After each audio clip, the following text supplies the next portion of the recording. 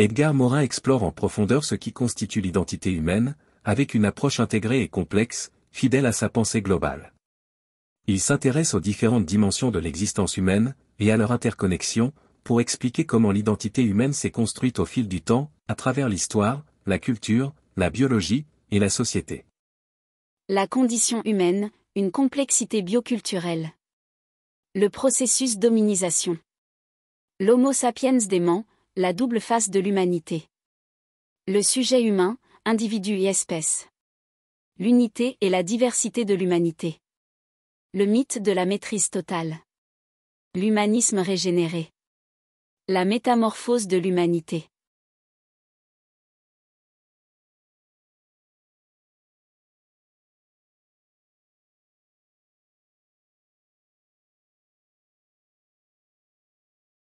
Morin soutient que l'humain est un être complexe, dont l'identité est tissée à partir de multiples dimensions interdépendantes, biologiques, psychologiques, sociales, culturelles, et spirituelles. Biologique. L'humain est une espèce vivante issue de l'évolution, partageant des caractéristiques biologiques avec les autres êtres vivants, comme l'instinct de survie, la reproduction, etc. Cependant, ce qui distingue l'humain, c'est sa capacité à réfléchir sur lui-même, et à dépasser ses instincts. Culturel. Morin montre que l'humain n'est pas seulement un être biologique, mais aussi un être de culture.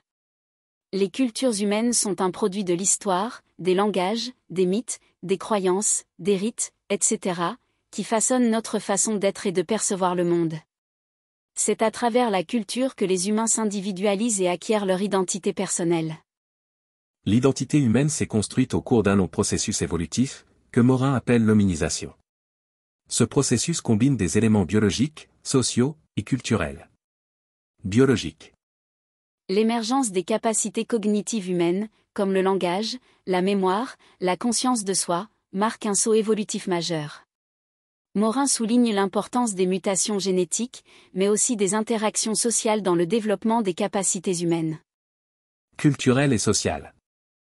L'hominisation n'est pas seulement biologique, elle est aussi profondément marquée par l'apprentissage social, les traditions, les échanges, et la transmission de savoir.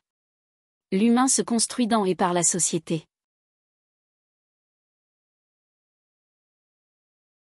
Morin décrit l'humain comme un être à la fois rationnel, Homo sapiens, et irrationnel, Homo dément. Cette dualité est essentielle à l'identité humaine. Sapiens. L'humain est capable de rationalité, de science, de pensée logique. C'est cette capacité qui lui permet de comprendre le monde, de développer des technologies, de structurer des sociétés. Dément. Cependant, l'humain est aussi irrationnel, traversé par ses émotions, ses croyances, ses pulsions, et ses passions. Cette part démesurée peut engendrer la violence, la guerre, les fanatismes, mais aussi l'art, la poésie, et l'amour. Morin affirme que la condition humaine se caractérise par cette tension permanente, entre la raison et l'irrationalité.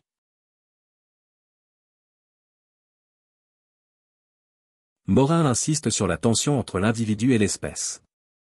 L'être humain est à la fois un individu unique, avec une conscience, une subjectivité propre, mais il est aussi le produit de l'espèce humaine, partageant des traits universels avec tous les autres humains. L'individuation.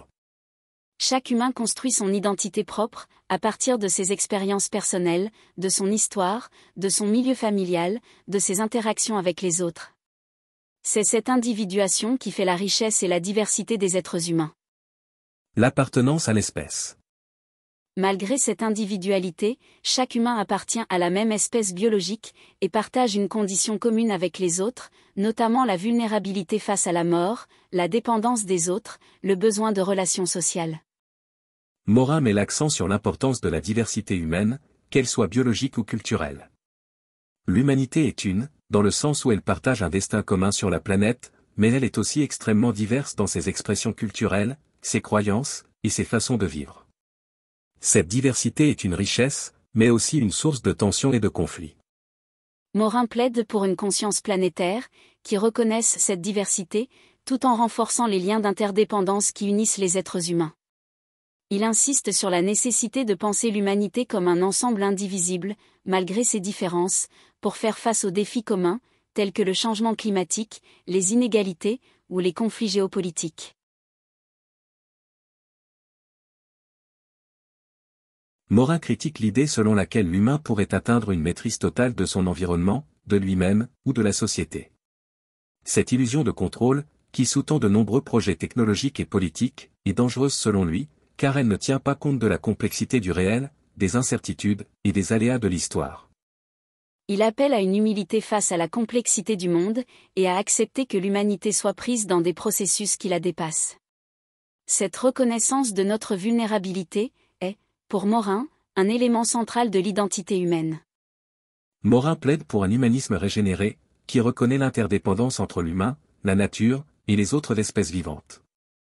Cet humanisme doit être fondé sur la solidarité entre les humains, au-delà des divisions culturelles, sociales et politiques. Le respect de la nature et des écosystèmes, en reconnaissant que l'humain fait partie d'un tout plus vaste, et qu'il doit prendre soin de ce tout. Un humanisme qui valorise la complexité et la diversité humaine, et qui invite à dépasser les visions réductrices de l'identité humaine, pour mieux comprendre la richesse et les contradictions de la condition humaine. Enfin, Morin évoque l'idée que l'humanité est en constante métamorphose, que l'identité humaine est en perpétuelle évolution. Les défis du XXIe siècle, globalisation, crise écologique, avancées technologiques, imposent à l'humanité de repenser ses modes de vie, ses rapports à la nature et aux autres. Il appelle à une réflexion collective sur l'avenir de l'humanité, sur les transformations à venir, tout en plaidant pour une prise de conscience éthique, face aux dangers qui menacent la planète et l'espèce humaine. Edgar Morin nous invite à une réflexion profonde sur ce que signifie être humain, à travers une approche qui embrasse la complexité des dimensions biologiques, culturelles, sociales et éthiques. Son œuvre nous pousse à reconnaître la diversité et les contradictions de la condition humaine, tout en soulignant l'urgence d'une solidarité planétaire pour affronter les défis contemporains.